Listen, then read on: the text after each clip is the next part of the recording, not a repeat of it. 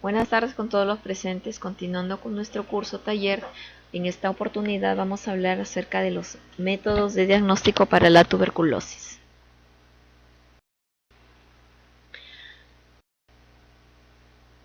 Para el diagnóstico de la tuberculosis existen diferentes métodos o diferentes pruebas y se dan en dos grandes grupos, que son las pruebas directas y las pruebas indirectas. Las pruebas directas básicamente son utilizadas las muestras en sí, los aislamientos en el caso de los cultivos, por ejemplo, los exámenes microscópicos, algunas pruebas moleculares para amplificación de ADN y las inoculaciones en el caso de que sean experimental. Y también podemos hablar de los tipos de diagnóstico donde identifican diferentes cepas. Entre los métodos indirectos podemos mencionar las pruebas serológicas y las pruebas alérgicas. Por ejemplo, entre las pruebas serológicas podemos mencionar a la prueba de ADA.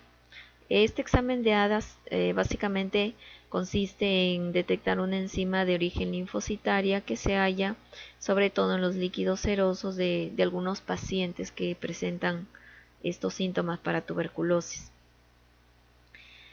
Y de ahí están las pruebas alérgicas, que son, bueno, que son el método de diagnóstico de forma. Comprende la prueba de la tuberculina. La prueba de la tuberculina, como ya seguro habrán escuchado, es una prueba donde se usa a nivel nacional en todos los establecimientos de salud, en todos los lugares donde existe el programa de la tuberculosis, donde existe el programa de control de la tuberculosis.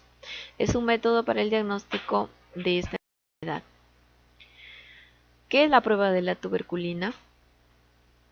Bueno, básicamente la tuberculina está compuesta por extractos de bacillus tuberculoso, que es el Mycobacterium bovis de 6 semanas y que no tiene toxicidad. Esta actualmente pues ya se elabora con diferentes partes de esta micobacteria, haciendo que la toxicidad pues no se dé en la persona. Sin embargo, puede afectar a algunas personas donde tal vez no han sido expuestas a la micobacteria o que tal vez no han sido vacunadas con la BCG, que esos son casos poco probables. Según la historia, hemos visto que Robert Koch, al investigar una sustancia eficaz para el tratamiento de la tuberculosis en esos años, obtuvo por filtración a partir del velo de cultivos envejecidos durante 6 semanas, obtuvo un líquido negruzco y espeso al que llamó tuberculina, que significa viejo. Bueno, eso lo sabemos a través de la historia. Robert Koch en su lucha en ese tiempo por poder dar una curación a estos pacientes de tuberculosis que se presentaban en ese tiempo y que pues iban aumentando cada vez más, pudo hallar de que las personas que manipulaban la leche o del calostro bovino y sobre todo de las mamas de estas vacas que se encontraban infectadas, pues justamente esas personas que se encontraban realizando esos trabajos de extraer la leche y en contacto con esas heridas, no adquirían esta enfermedad. Es ahí donde él realiza este tipo de investigación, este tipo de experimento. ¿Pero en qué se basa esta prueba? Bueno, la tuberculina nevas de las tuberculoproteínas reactivas, es decir, en toda su constitución, contiene gran variedad de otros componentes del bacilo tuberculoso y del medio de cultivo. Por esta razón, esta se ha fraccionado y es llamada comúnmente PPD, que es el referido a la prueba cutánea. El PPD se estandariza en términos de su actividad biológica en unidades de tuberculina, es decir, cuando se reporta se va a reportar en estas unidades. Ahí como vemos en el gráfico lo podemos entender cómo se realiza, qué reacciones ocasiona en la persona. Bueno, en primer lugar, cuando la tuberculina es inoculada a través de la piel, se inyecta el antígeno, que es el PPD, y que luego la piel lo procesa y que las células locales presentan este antígeno dentro de la piel. Luego las células, por ejemplo las TH1, reconocen este antígeno que es el PPD y esta pues va a emitir las respuestas que son las citoquinas. Estas citoquinas actúan sobre el endotelio vascular y luego aparecen las células T, luego los fagocitos. Todo provoca una respuesta de tipo inflamatoria donde pues se nota de forma visible la lesión por encima de la piel. Las concentraciones más utilizadas para poder realizar este tipo de pruebas son las siguientes. Tenemos de 1 unidad, de 5, de 100 unidades, pero la dosis que se debe utilizar de acuerdo a las concentraciones, la dosis básica es de 0,1 mililitros. Bueno, para realizar la prueba de la tuberculina, lo primero que se debe hacer es limpiar el sitio con alcohol y luego se va a inyectar el PPD con esta aguja bastante pequeña o con esta jeringa llamada tuberculina, y eso va a ser debajo de la piel cutánea superior. Esto va a provocar la formación de una roncha en la piel, la cual por lo general desaparece en unas pocas horas. Luego la reacción va a ser visible entre 48 a 72 horas que va a aparecer, y esto se va a medir en milímetros de acuerdo a la hinchazón que pueda provocar. Se va a medir la induración, no se mide el enrojecimiento. Muchas veces cuando se realiza esta prueba tiende a que alrededor de esta induración se coloque de color rojo, y lo que se mide es el abultamiento, pero no se mide lo que provocó, es decir, el alrededor que se encuentra rojo. Una reacción negativa, es decir, cuando no hay induración o un tamaño de inflamación dura que esté por debajo del umbral para cada grupo en riesgo, esto puede significar que la persona no ha sido infectada con la bacteria que causó la tuberculosis. Los resultados de la prueba van a depender del tamaño de la reacción de la piel y de la persona que se está examinando. Ahora vamos a ver cómo se realizan las lecturas. Por ejemplo, una pequeña reacción que tenga 5 milímetros de hinchazón firme en el sitio es considerado positivo en personas que, por ejemplo, tienen la enfermedad del VIH, o de personas que han recibido un trasplante de órgano, o de pacientes que tienen un sistema inmunitario debilitado o que están tomando terapia con esteroides, o que han estado en contacto cercano con personas que tienen tuberculosis activa o que presentan cambios en una radiografía de tórax y que lucen una tuberculosis pasada. Eso es en el caso de que sea una pequeña induración de 5 milímetros. Las reacciones que sean más grandes, es decir, superiores o iguales a 10 milímetros, se van a considerar positivas en trabajadores de la salud, por ejemplo, en personas con un examen negativo conocido en los últimos 2 años, en personas con diabetes, con insuficiencia renal u otras afecciones que incrementan la posibilidad de contraer esta enfermedad, es decir, son personas inmunosuprimidas.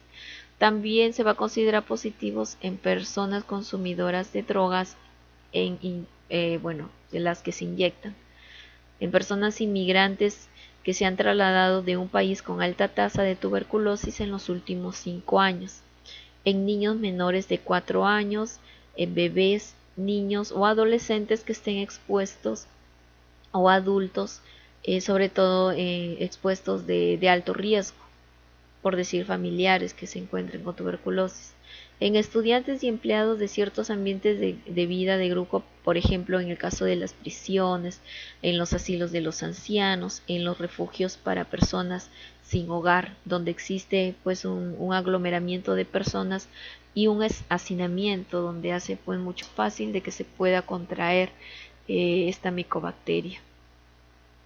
En el caso que sean menos de 5 milímetros se va a considerar negativo. Vamos a hablar ahora acerca de los métodos de diagnóstico de tipo directas. En este caso existen muchas pruebas que se realizan para el diagnóstico de la tuberculosis. Ahí, como podemos ver en el cuadro, tenemos básicamente las pruebas para realizar la susceptibilidad también a los diferentes antibióticos.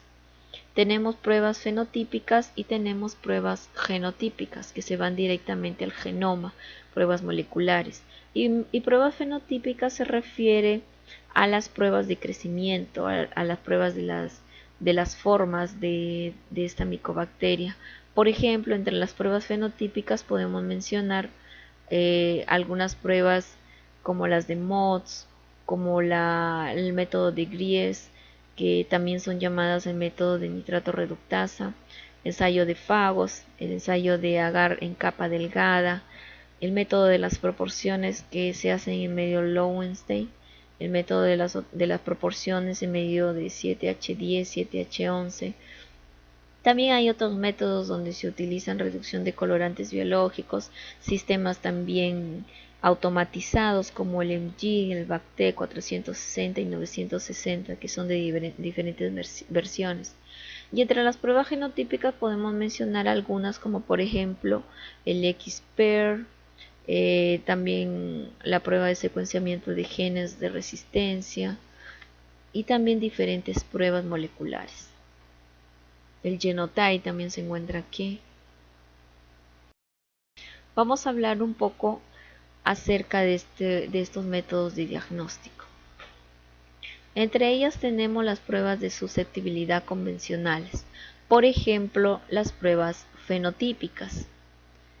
En este caso podemos mencionar tres tipos de pruebas usualmente usadas, que son el método de las proporciones, donde se hace una dilución con el medio de cultivo para poder utilizar diluciones diferentes de antibióticos y se pueda detectar pues así una sensibilidad o una resistencia a los antibióticos. También tenemos el método de la tasa de resistencia, método de concentración absoluta. ¿En qué consiste el método de las proporciones? El método de las proporciones es el más amplio que se pueda utilizar. Es uno de los métodos que usualmente se utilizan, por ejemplo, en el Instituto Nacional de Salud, que se realizan a partir de los medios sólidos, como son los crecimientos en medios de cultivo como Lowenstein, como Gawa, como el agar 7H10, 7H11, que son medios especiales donde también podrían crecer las micobacterias. Es uno de los métodos autorizados por la norma técnica y básicamente sirve para la comparación entre el número de colonias desarrolladas con las diferentes diluciones de antibióticos respecto a las desarrolladas en medios sin antibióticos. El resultado a través de estas proporciones es del crecimiento de las colonias, donde éstas son capaces de crecer en presencia de fármacos. Así se puede considerar que es un gold estándar para la detección de resistencia o sensibilidad a los antibióticos como por ejemplo isoniazida, rifampicina, etambutol y streptomicina. Podemos mencionar que la ventaja de este método es que es altamente reproducible y que también es de bajo costo. Y otra de las desventajas, o una de las desventajas, es el tiempo que utilizan. El tiempo es bastante largo porque se utiliza entre 60 a 90 días por ser primero 60 días para poder obtener un crecimiento bacteriano en los medios Lowenstein o Gawa o en los que ya hemos mencionado, y luego se va a realizar esta prueba de las proporciones. Otro método muy interesante es el método BACT 460. Es un método donde se utiliza caldo Mildebrook 7H9, que la casa comercial Becton Dickinson, que es una empresa muy conocida sobre todo en en desarrollar técnicas para la detección de Mycobacterium tuberculosis, en el caso de la detección de la enfermedad, y muy relacionado con las pruebas de VIH. Entonces, hace 20 años atrás se pudo realizar este tipo de método donde se utiliza un equipo para la lectura radioactiva. ¿En qué consiste? Consiste en que se va a detectar la cantidad de dióxido de carbono radioactivo que se va a generar dentro de unos frascos de cultivo. Cuando las micobacterias van a consumir los nutrientes, por ejemplo el ácido palmítico, que son ácidos grasos bastante largos. Estas cadenas o estos ácidos que están con cadenas largas de carbonos, pues van a ser utilizadas por la micobacteria y va a segregar el dióxido de carbono o el CO2, y este producto va a finalmente ser detectado por un contador, se llama un contador de isótopos, y va a determinar si este cultivo es positivo o es negativo. Es un sistema bastante comprobado. También se podría mencionar que es un sistema rápido, mucho más que el medio sólido. Las ventajas es que proporciona resultados entre 11 a 14 días. 11 días, por ejemplo, para muestras positivas, y 14 días le podemos dar para muestras negativas. La posibilidad de poder realizar también pruebas de sensibilidad o formas antituberculosas. Y también ofrece una excelente recuperación de las micobacterias, por ejemplo, en el caso de muestras que sean negativas. Una de las grandes desventajas es que puede ser discontinuo por los costos que esto genera, también por los desechos radioactivos, por la infraestructura que se necesita, una infraestructura bastante especial para poder manejar este tipo de desechos radioactivos y para que no pueda afectar al personal. También otra de las desventajas es que proporciona un mayor porcentaje de contaminación de las lecturas que son manuales. Es un método no totalmente automatizado, y eso significa que pues se necesita mayor capacitación para el personal, y eso incrementa las horas laborales. También se utilizan jeringas, lo que puede ocasionar contaminaciones cruzadas entre las muestras en sí, sobre todo por la formación de aerosoles. Vamos a hablar un poco acerca del método de NGIT. El método de NGIT es un método bastante utilizado, a diferencia del método BACTEC 460, es que este es un método automatizado, es un método donde no se necesita una infraestructura especial para poder realizar este procedimiento. Tenemos versiones manuales también. Se va a trabajar con caldos líquidos como el caldo Mildebrück 7H9, que es un caldo especial para el crecimiento de estas micobacterias. Y lo interesante es que se encuentran unidos a una sustancia fluorescente que va a ser sensible al consumo del oxígeno. De esta forma se va a dar una lectura. En este caso se va a requerir luz ultravioleta para poder revelar la fluorescencia. ¿Cómo se realiza la interpretación? Es cuando se puede observar la fluorescencia en la lectura del equipo, y que esto va a presentar dentro del tubo, cuando se pueda detectar un crecimiento, sobre todo cuando existen drogas, por ejemplo la isoniazida o la rifampicina. Dentro de los 2 días de reacción va a dar positiva al tubo control. Se puede hacer una lectura de forma directa o de forma indirecta.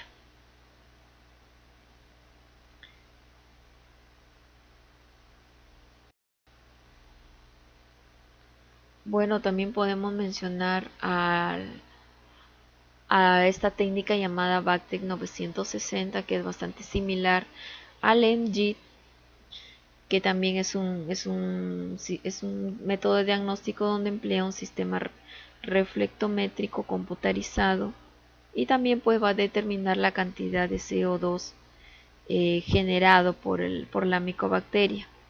En este caso el frasco pues va a generar un cambio de color y se encuentra un sensor dentro de este frasco.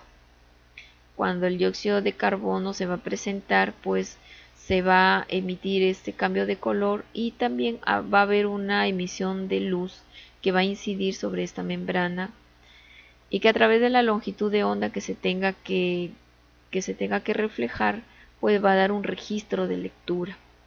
Si las lecturas van a sobrepasar la línea basal, se va a activar una alarma sonora que va a indicar, como lo vemos ahí en la figura, un cultivo positivo. En el caso de que no se produzca el equipo, no se produzca esta lectura, entonces el equipo va a poder detectar una lectura negativa en 42 días.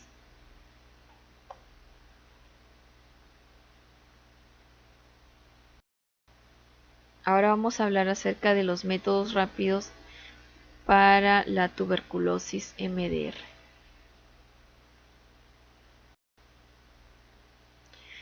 Uno de los métodos más conocidos y que han sido muy aplicados dentro de nuestro país, sobre todo en algunos laboratorios regionales, es el método del GRIES o método de la reducción de nitratos. Es un método que se puede determinar de forma directa por el crecimiento de la micobacteria o de forma indirecta por un cambio de color, utilizando el reactivo de Gries. También tiene la capacidad de poder detectar micobacterias del tipo MDR, básicamente para isoniazida y rifampicina, que son los antibióticos que se agregan dentro de este medio de cultivo. ¿En qué se basa esta prueba? Se basa en que se va a utilizar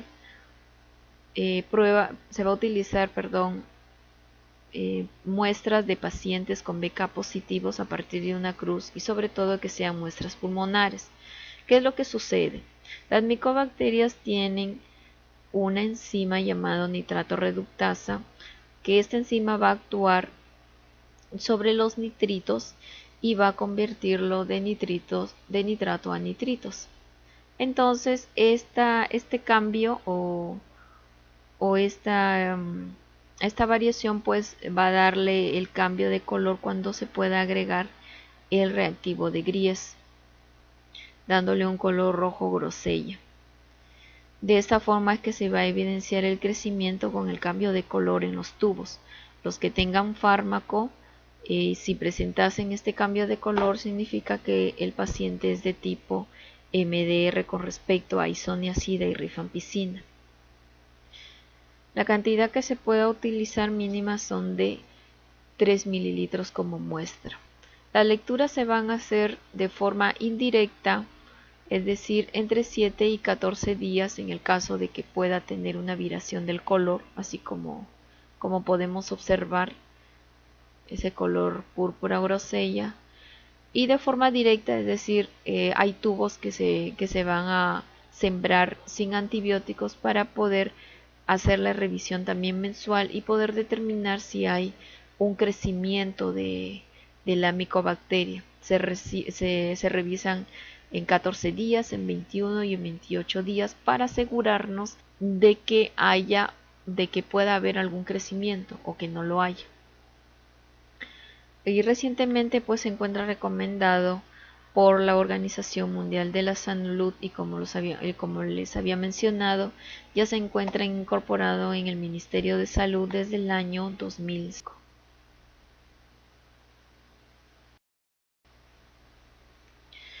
Una de las técnicas que está siendo muy utilizada también dentro de nuestro país es la técnica del MOTS, en sus siglas en inglés Microscopic Observation Drug Susceptibility, que significa ensayo de susceptibilidad a drogas por observación microscópica. Esta técnica fue descubierta y fue dada en nuestro país por la bióloga Luz Caviedes, donde pudo publicar sus estudios en el año 2000. Lo que realiza este método es detectar tuberculosis resistente a isoniazida y rifampicina. Es un método bastante utilizado y sobre todo es porque utiliza caldos, en este caso el caldo 7H9, que determina un crecimiento más rápido y más oportuno de la micobacteria. Este caldo es enriquecido con una sustancia o bueno, con una, con una sustancia llamada OADC que va a servir para tener un suplemento nutricional para este medio. Consiste en tener ácido leico, albúmina, dextrosa y catalasa. Y viene pues en presentaciones comerciales donde puede agregarse agua destilada para poder tener la preparación. También se utiliza una mezcla de antibióticos llamado Panta, que es un suplemento antimicrobiano para el medio y que esto va a ayudar a poder descontaminar las muestras que tal vez no se hizo una buena descontaminación en el proceso. El principio básico es identificar mediante un microscopio invertido, la formación de estas microcolonias características llamadas cordones. Como habíamos visto en un capítulo anterior, una de las características muy importantes de la micobacteria es la formación de cordones. Esta formación de cordones, como lo podemos ver en la figura, son uniones de las micobacterias que adquieren también para su patogenicidad y que en medio líquido se pueden observar. Eso ayuda mucho para este método. Y sobre todo acá tenemos mucha ventaja en la detección de los días para que pueda ser determinada esta enfermedad, que puede darse entre 7 a 21 días para poder emitir un resultado o positivo o negativo. Pasando los 21 días o tomando ese día como tope se va a declarar un resultado negativo. Podremos mencionar que a nivel nacional esta prueba está implementada solo en 4 lugares, llámese en la región Callao, en la Dirección Regional de Salud de Callao, también está implementada en Arequipa, en Lima Sur y también en Ica. Se está realizando todavía muchos esfuerzos y muchas coordinaciones para que esta prueba pues pueda ser utilizada en los otros laboratorios de referencia regional, ya que es muy útil para la detección temprana de los casos.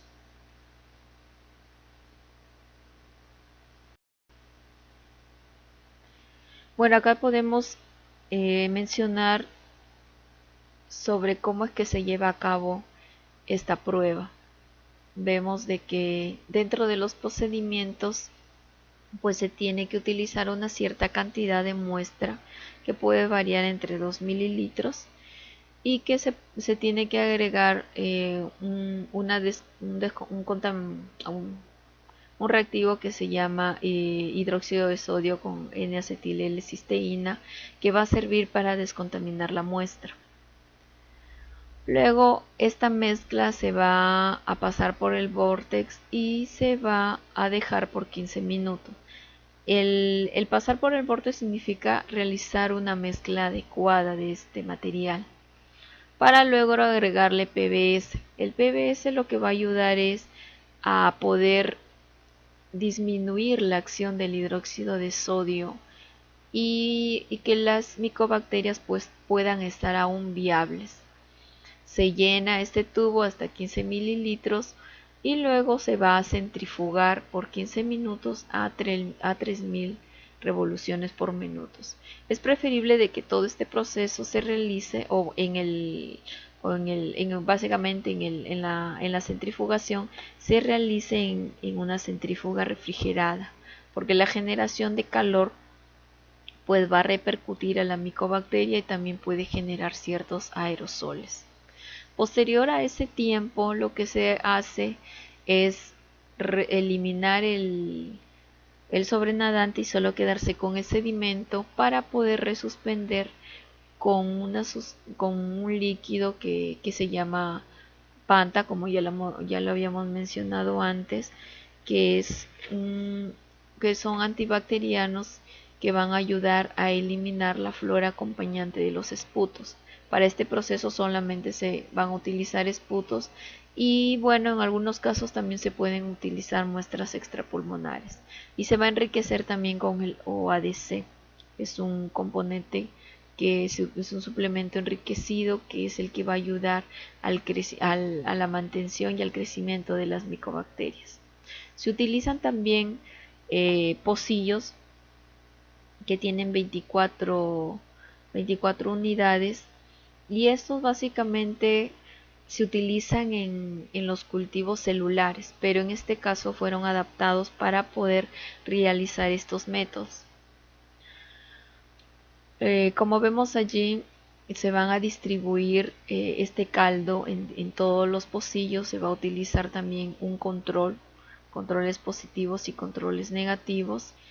Y también se van a utilizar los antibióticos como la isoniazida y la rifampicina, que son lo que van a determinar la sensibilidad o la resistencia de las micobacterias según el crecimiento. Estas placas son luego incubadas a 37 grados para luego realizar la primera lectura a partir del quinto día y luego se hacen las siguientes lecturas hasta completar 21 días de incubación. Según ello se puede realizar la observación de los crecimientos de estas microcolonias y eso se va a hacer en un equipo especial o bueno en un microscopio llamado microscopio invertido, que eso va a permitir la observación de estas microcolonias.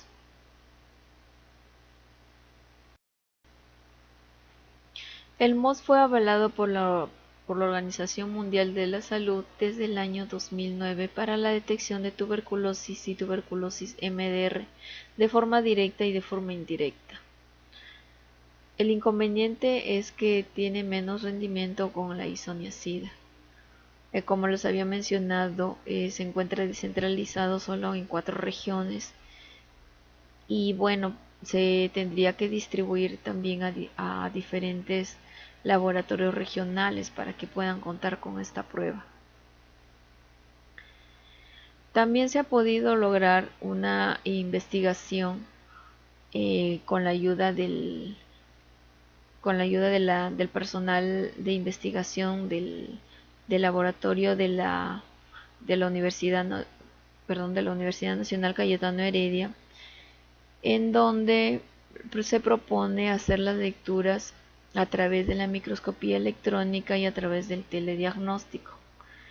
Esta propuesta o estos estudios fueron dados por un docente llamado Simic en el año 2010, que es el que manifiesta que se podrían hacer estas lecturas en caso de poder implementarse en otras regiones y que estas lecturas pues se puedan pasar o las fotos puedan ser enviadas a través del internet, a través de una página web y que éstas puedan ser leídas por un programa especial para poder determinar la positividad o la negatividad de estos procedimientos, ya que uno de los inconvenientes de este método es que se necesita adiestrar mucho al personal que realiza este tipo de lecturas. Entonces, como existe pues una mayor inversión de tiempo para poder adiestrar al personal, lo que se menciona en este estudio es que se puede emitir estas fotos para poder hacer un diagnóstico en corto tiempo y que sean más eficaces para poder dar un tratamiento oportuno al paciente. Y también se están proponiendo nuevos kits comerciales donde la compañía Hardy Diagnostic, que es una compañía que trabaja fuera del país, de los Estados Unidos, pues ha podido hacer esto de forma comercial y ha podido tener ya unas pruebas realizadas, sobre todo en, la, en el área de tuberculosis, en el Laboratorio Central de TBC de la Dirección Regional de Salud del Callao, y se han podido estudiar pues la sensibilidad para poder llevar a cabo estas pruebas y no solamente acá en nuestro país, sino en diferentes países como Nueva Zelanda, países en donde esta enfermedad pues se encuentra en mayor número, en mayor tasas de incidencia. Ha tenido mucha acogida porque tiene mucha sensibilidad y puede ayudar pues a la determinación temprana para estos casos.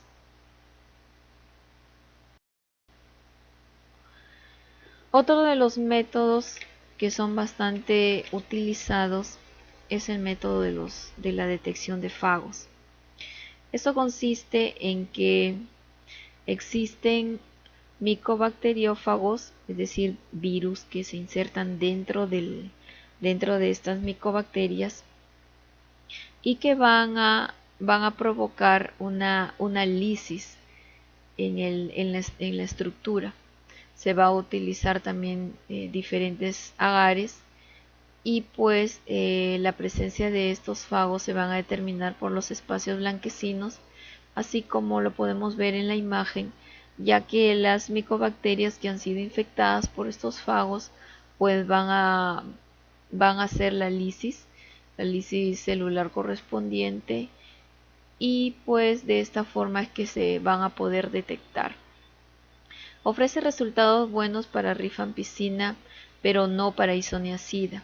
Lamentablemente es baja la especificidad. Ofrece también evaluaciones en forma directa y en forma indirecta. Y tampoco pues hasta la fecha no es respaldado por la Organización Mundial de la Salud. Acá podemos ver algunos de los ejemplos o algunas placas con crecimiento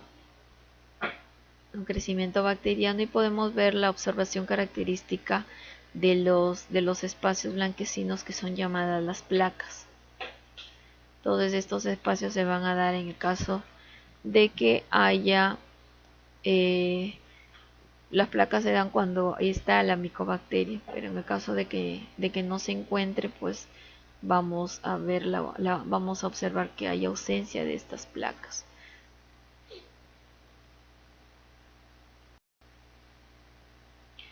El cultivo en placa delgada también es otro método de diagnóstico donde se utiliza el agar 7H11, que es un agar especial para este tipo de crecimiento, o también se puede se puede detectar el crecimiento de las microcolonias. Se observa la visualización de las características de este cultivo, del crecimiento, y se puede utilizar en microscopio estándar. Es muy bueno para detectar tuberculosis, pero requiere mayor evidencia para la tuberculosis MDR. Bueno, es un método que no es tan específico porque también tiende a poder contaminarse, y eso pues perjudica en la utilización de este método. Hay otros métodos también llamados métodos de color. En la Universidad Cayetano Heredia hemos visto, o bueno, se ha podido realizar diferentes estudios, y entre ellas un investigador llamado Herrera desarrolló este tipo de método colorimétrico que básicamente va a ayudar a disminuir los procesos de descontaminación que se utilizan para, por ejemplo, los cultivos, donde se tiene que agregar el hidróxido de sodio, donde hay un periodo de incubación, donde se va a tener que mezclar la muestra y que demanda un tiempo para poder realizar este procedimiento. Entonces, este método va a disminuir toda esa fase, y lo interesante es que a través de diferentes reacciones colorimétricas va a detectar la presencia del crecimiento bacteriano en cepas sensibles o resistentes, así como podemos ver en la figura. Aquí no tenemos crecimiento bacteriano, pero sin embargo aquí podemos observar el crecimiento que son esas colonias color rojizas en presencia de antibióticos como isoniazida y rifampicina. Como menciona, el procedimiento, la colonia va a cambiar de color. Una de las ventajas es que va a ahorrar el proceso de descontaminación. Se utiliza un envase con solución desinfectante y la inoculación es de forma directa en los 4 campos. Acá podemos ver el proceso de descontaminación tradicional que se realiza en los cultivos, por ejemplo, en donde se realiza una licuefacción, una mezcla, luego se realiza el centrifugado, luego en algunos casos se realiza una decantación y luego la suspensión se va a sembrar en diferentes medios sólidos, como por ejemplo Logawan, Lowenstein, MG, Mods, etc. En cambio, en este método se va a simplificar todo, donde se va a utilizar frascos sencillos que van a tener un líquido que va a ayudar a descontaminar de forma más fácil, ¿no? Y aquí lo podemos ver. En el primer paso se agrega la muestra en el frasco adecuado donde se realiza la licuefacción y descontaminación en este medio de transporte. El paso 2 se va a aplicar de forma directa en una capa delgada de agar selectivo para incubación en aire, quiere decir a temperatura ambiente, para la prueba de detección de tuberculosis MDR e incluso de XDR, porque se va a utilizar diferentes antibióticos como isoniazida, rifampicina, ciprofloxacino. Y en el paso 3 vamos a poder observar el crecimiento de las colonias, detección de crecimiento por color y confirmación microscópica de la morfología. Ahí vemos que no hay crecimiento cuando es susceptible, y en cambio cuando es resistente pues vemos la formación de las colonias. La bioseguridad es similar a la de la microscopía en esputo, porque después de la aplicación del esputo la placa es sellada permanentemente. Eso es muy importante también.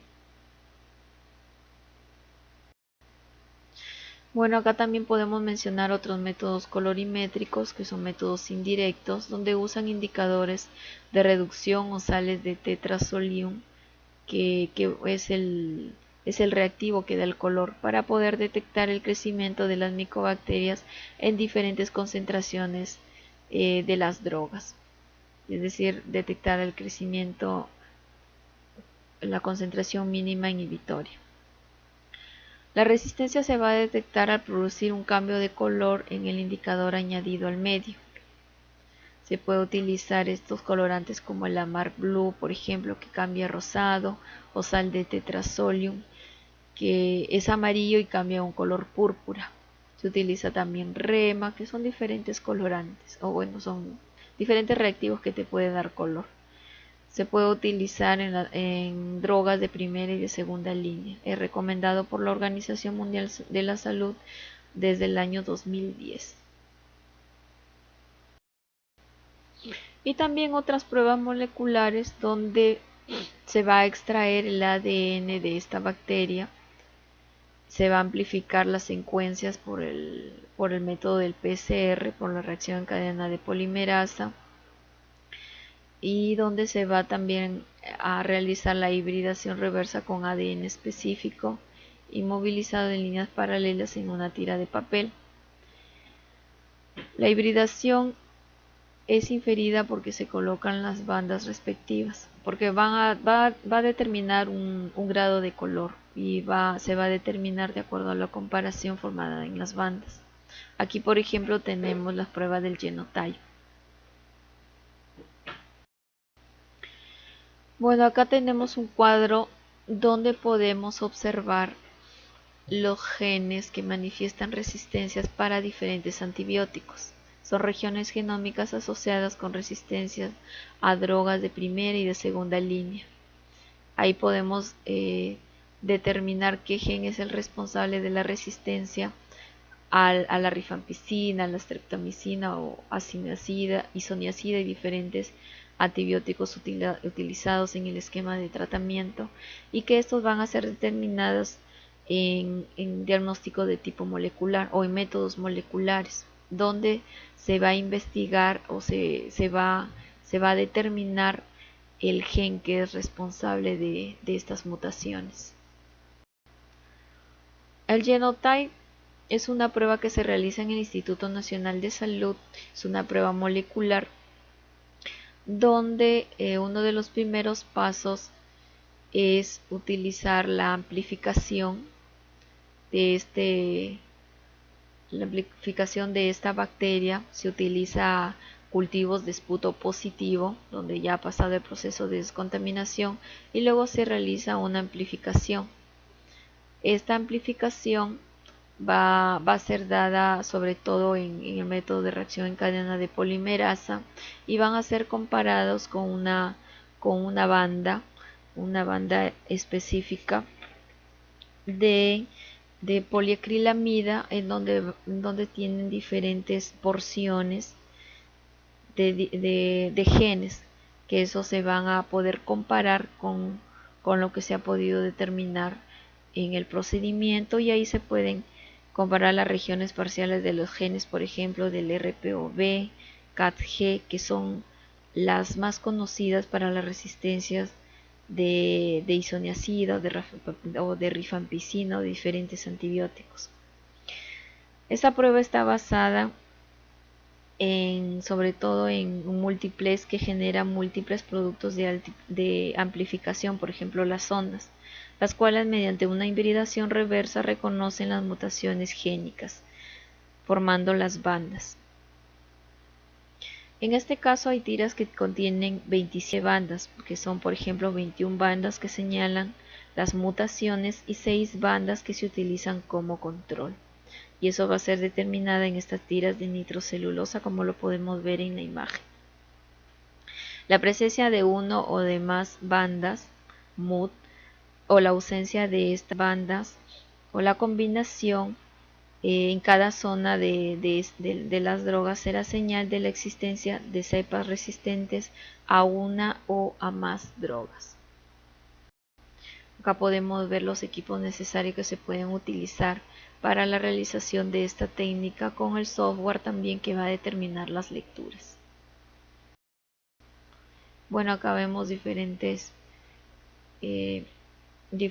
genes, y con las bandas respectivas de nitrocelulosa, en donde se encuentra la ubicación de ellas de acuerdo a la resistencia de las cepas.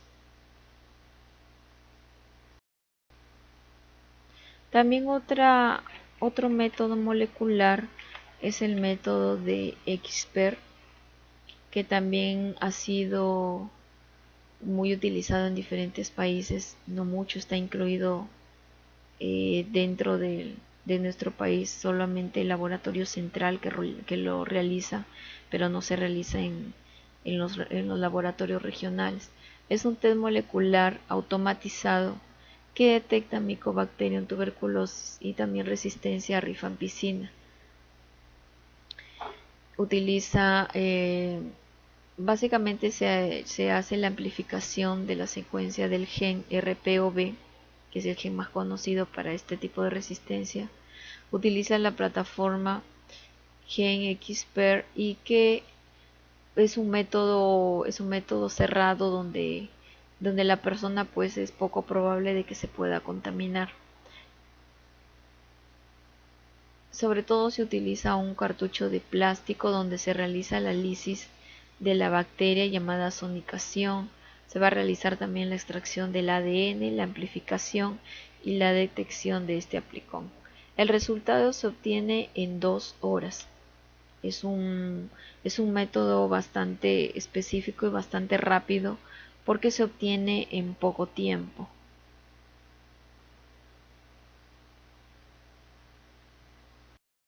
Y acá podemos ver el proceso que se da para este tipo de método, en donde se utiliza el cartucho para hacer la purificación, la concentración, la amplificación y la identificación de las secuencias de los ácidos nucleicos.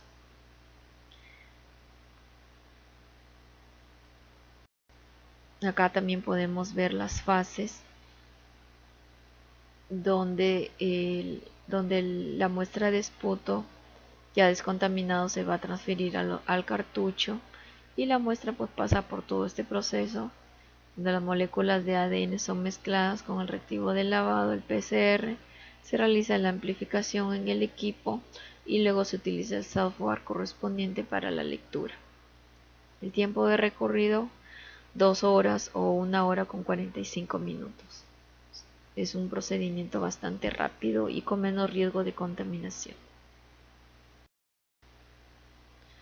Aquí podemos ver un cuadro donde mencionan las pruebas rápidas en nuestro país.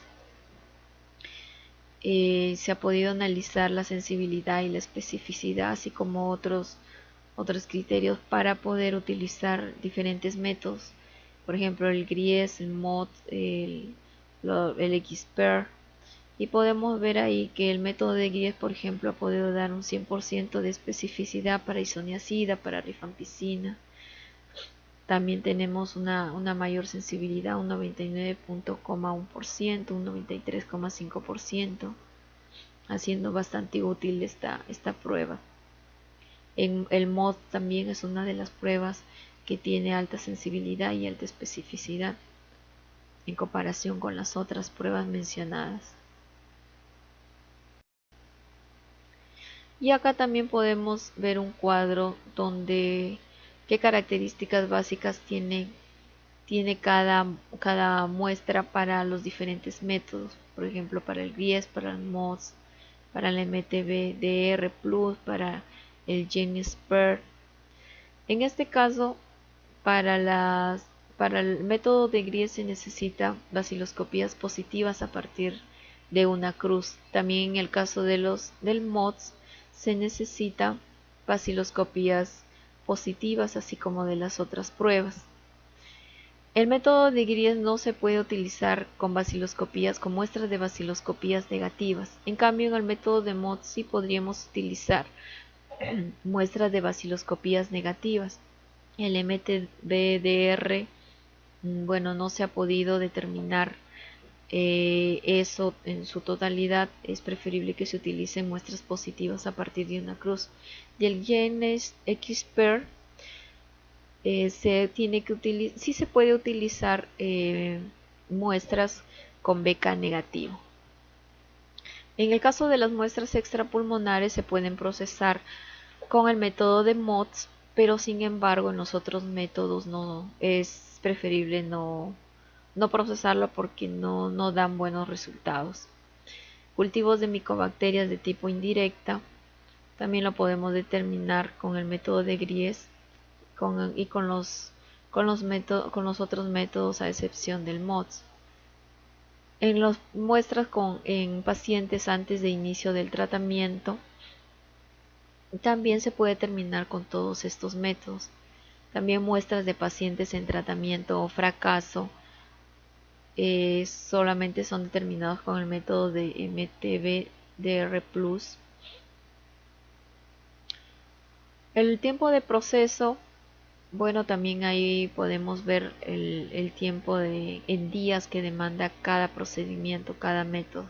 En GRIES nos demanda de entre 14 a 21 días, el método de MODS de entre 5 a 21 días, el método molecular de 1 a 2 horas, y el XPER también en menos tiempo, menos de 1 hora incluso. ¿Cuáles son las que identifican tuberculosis? Mycobacterium tuberculosis. En crecimiento podemos detectarlo en el método del MODS, en el método molecular, en el método de XPER. Incluso ahí vemos los costos.